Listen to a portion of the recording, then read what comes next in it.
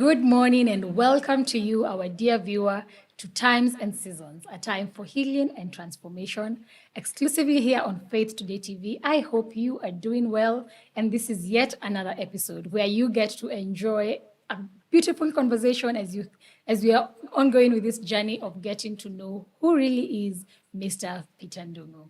Welcome, Bishop. Asante, thank you. Nice to be back here. Nice to have you. How are you doing? I'm just trying to reflect about my life because I'm like maybe halfway or something. We've not even gotten to halfway. I'm thinking about my life. Okay, all right now. In the mid-50s, if God gives me another 50 years, Yes. so I'll be 100 and some. Yes. So I'm thinking, where have I come from and how this has been? Yeah. So you just caught me there. I'm sure we'll get more into that conversation. Thank you. Yes, Thank you. Nice because to be here. It's good to have you. I believe Times and Season is also just very reflective. For us, the younger people, we get to understand what it's like, what it was like for you when you were growing up. Yeah. And we get to really see, okay, that's what life was That's like right. those years.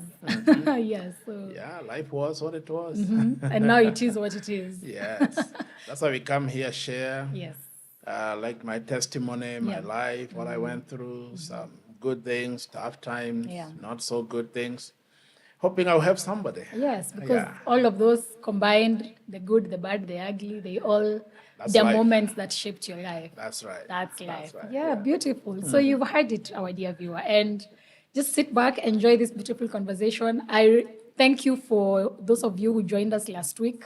We had very beautiful questions, so feel free even today. Leave us questions, comments, talk to us right there with the numbers displayed on your screen.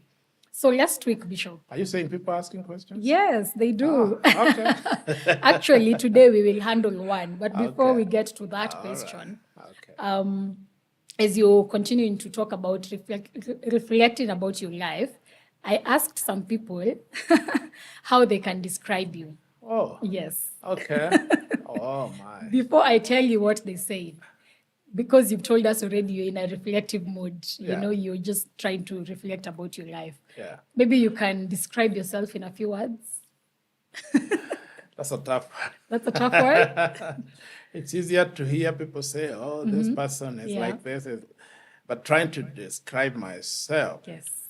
I would say Peter Ndungu is a man. Obviously. Yeah, born in the late 60s. Grew up in the village. Yes. Today I'm married, 4 children, 3 grandchildren. Pursuing my vision and dream, Yes. both in ministry and in business. So I would say I'm enjoying a good life, decent life. Of course, there are things that didn't go the way I thought, Yeah. but here I am. Life is not about regrets. It's about learning lessons Yes. and moving forward. So I would say Peter Ndungu is a passionate man about life. And I think my greatest passion is to see lives transformed. Yeah. Not just lives, but also communities transformed. Yeah. And that's what I would call, for me, my perspective, even in doing ministry, is just to see change and transformation, Yeah. whether in the life of a child, a youth, a family, business.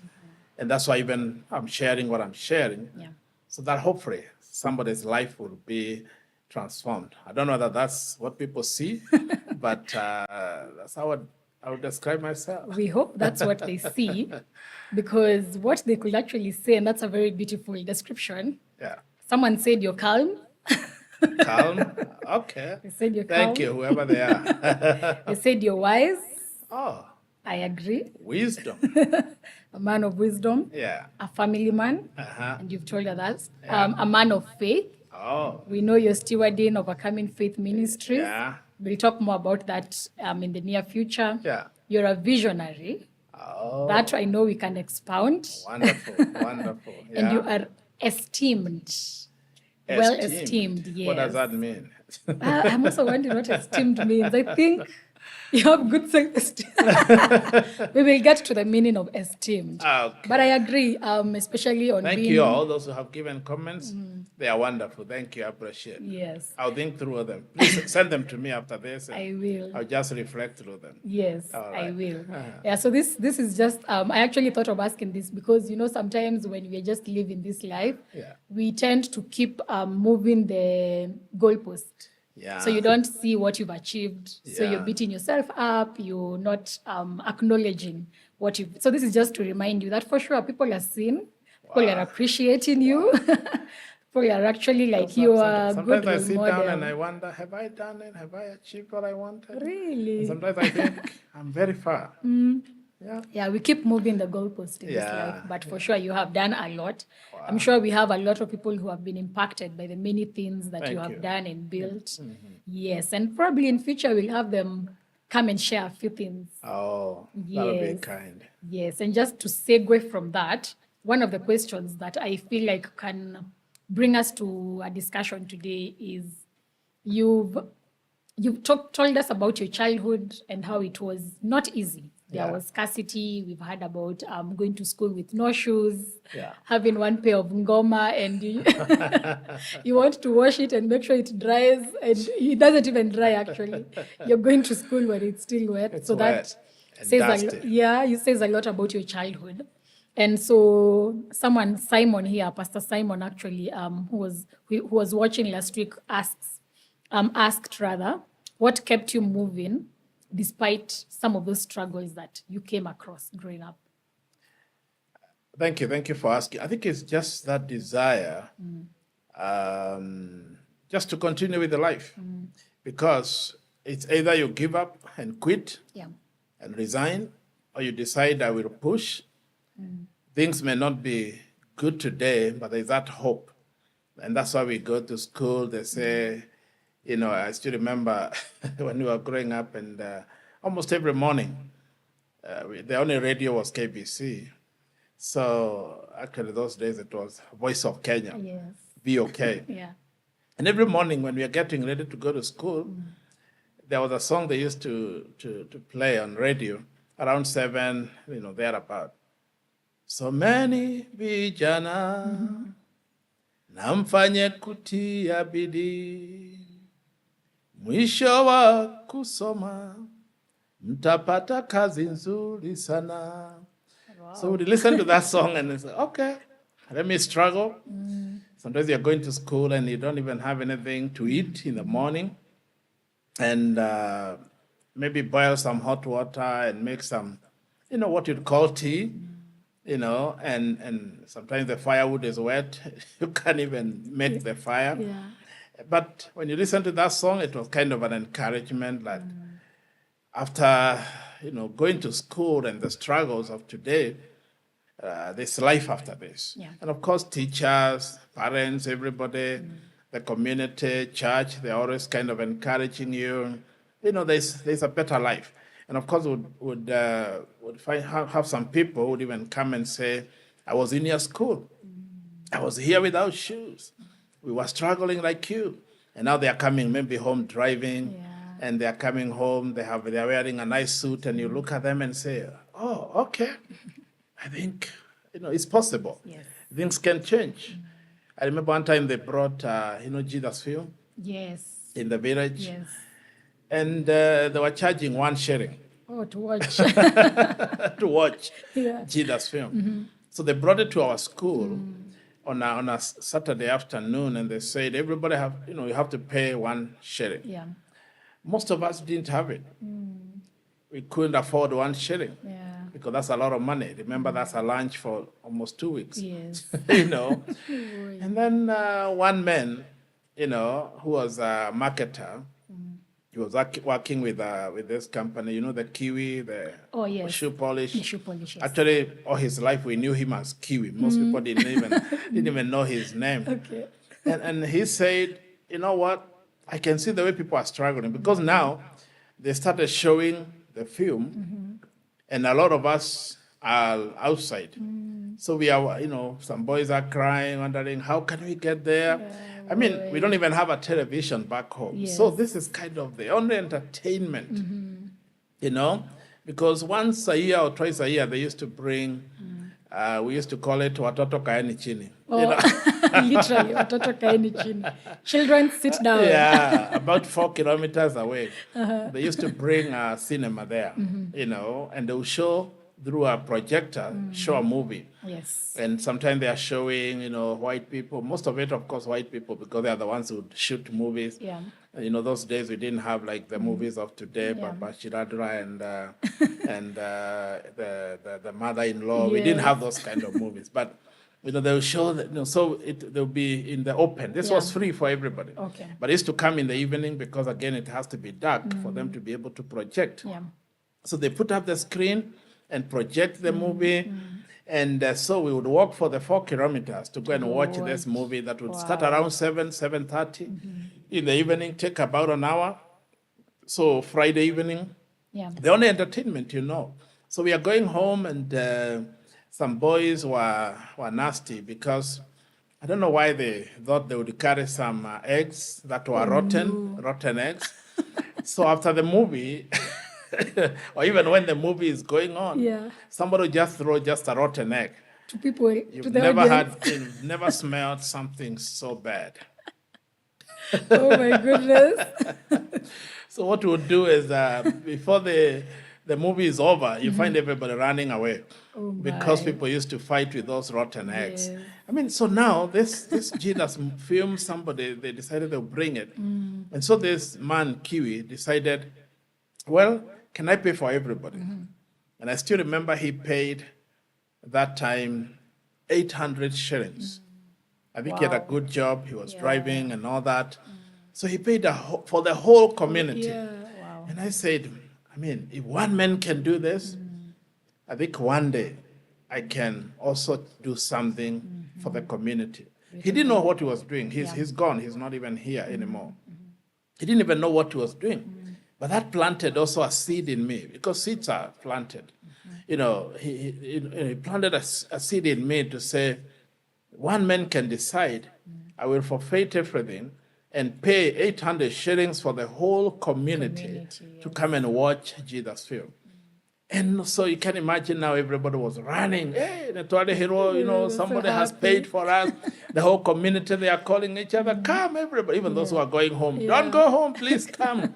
You know, and kind of I started thinking that. So when people say, you know, I am passionate and all that, and about leadership transformation and all that, I think it's those small seeds that were sown in my life.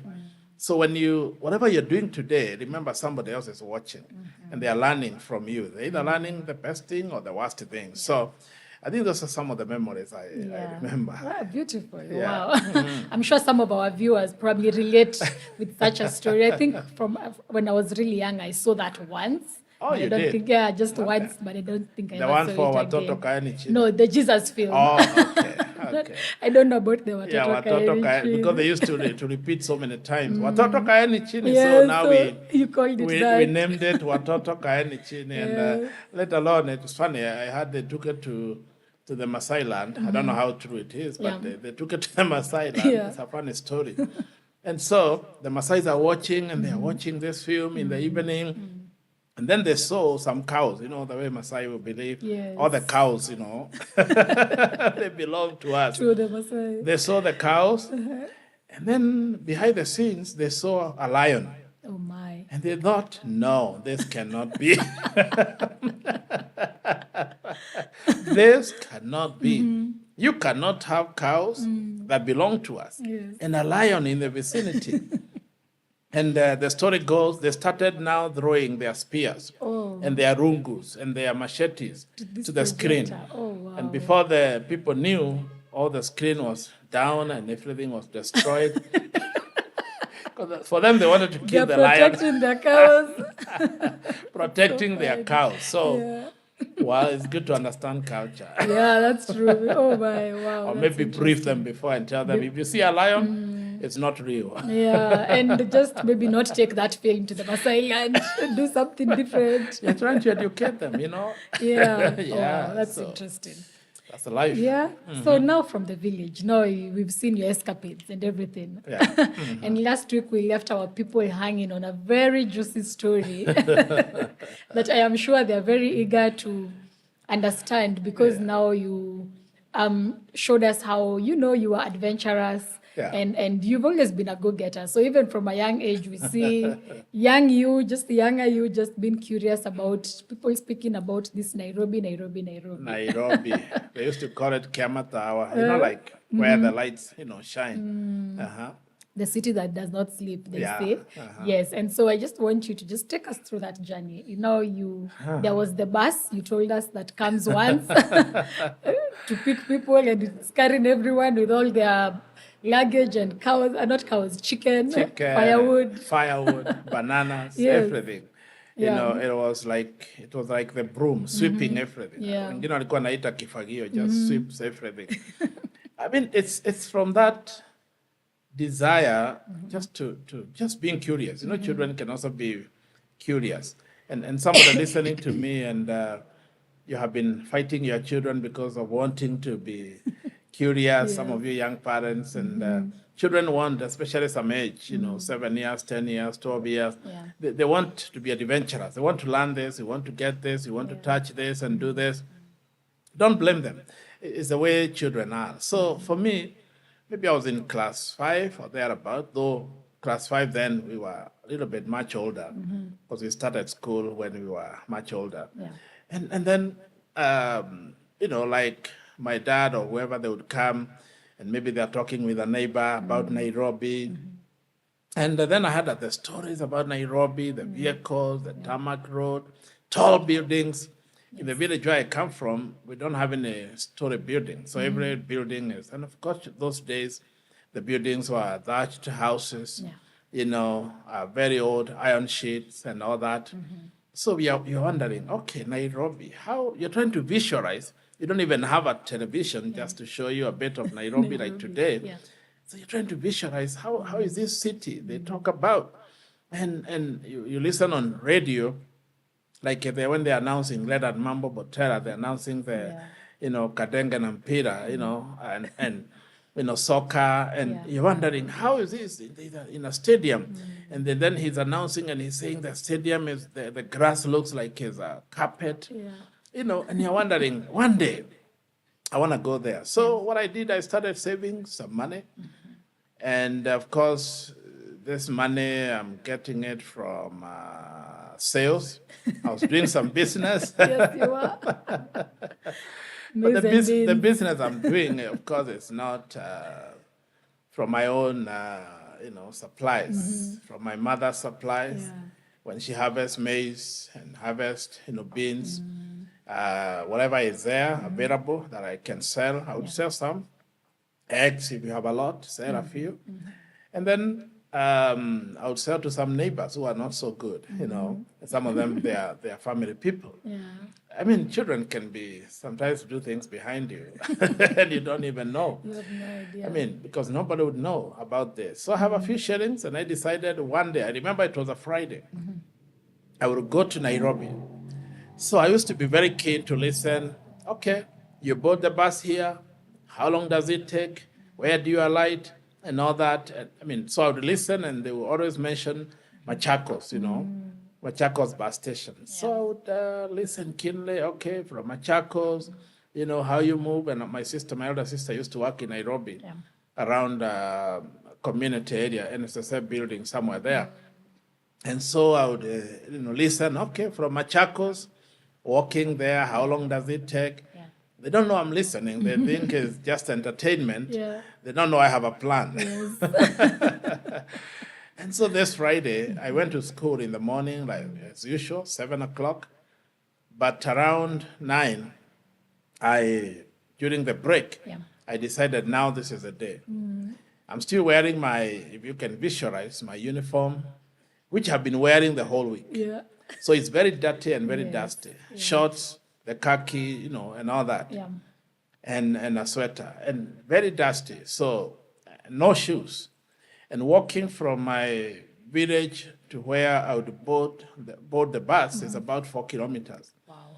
And so I walked for the 4 kilometers.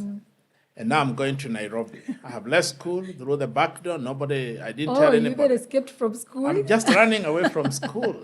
And don't do that. Oh, my. I mean, running away from school.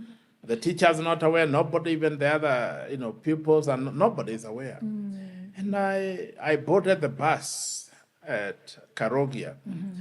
And I mean, this is my first time. Never been in this kind of a bus. And here we are. And all the way now, Keno is dropping, picking, dropping, Kabati, Thika. Of course, it will get to Thika town. Yes. Never been to the town, so I'm seeing this is now Thika town. Yeah. For me, I'm so excited. And I'm not even worried I'm going to have lunch or anything. I'm just so excited that I have money. And then it came all the way, and of course, they'll keep announcing. Now we are in Thika, now we are in Iroiro, watu wa Juja, watu wa Githurai, watu wa Kasarani. Hey, we are getting nearer and closer to Nairobi. Yes. And then finally we are in Machakos. And then they said, this is the end of the road. This is now Machakos bus station. And of course they would say Machakos is where everybody boards. Those going to Mombasa, going to the coast, going to Western, Nyanza, going to Meru, everybody was boarding from Machakos, bus station. So I'm there, and for me, my imagination or my thinking was, if I get to Machakos bus station, I'm a child, and I find Nairobi so complicated. What I will do, I'll just, because they would, when they were talking back home, they would say, at Machakos is where you alight, and it's also where you board your bus, back to come back home. Yeah. So I would say, well, if I find it so complicated, I would just come back and, board the next bus and come, and I'll tell people I was in Nairobi. So when I'm at Machakos, I saw some big, facility, and I asked somebody, what is that? They said, oh, that is a stadium. Is it the city stadium? Or? Yes. Yeah, the city. I think that is the city stadium. Yeah. Okay. Not too far from, that time the buildings were not as many. So actually from the bus station, you could see the stadium. And I thought, let me go there and see the stadium. Maybe this is where I've been hearing Leonard Mambo Botera announcing the football. So I walked for a couple of minutes. Yes. And amazingly, it was open. The doors were open, and I went in. What was happening, this is around maybe noon or 1 o'clock, they were doing some practice. So I saw some people there doing some practice, and I sat at the dais, just watching them practicing. And then I asked somebody, who are these guys? Yeah. And then he started, describing to me, that is Kadenge. This was now the OFC. Is it? FC Leopards. Yes. OFC. Not FC Leopards. My goodness. Not OFC. FC Leopards. Yes. Yeah, you know them. Yes. Now, they are the ones who are practicing. So that is Joe Kadenge.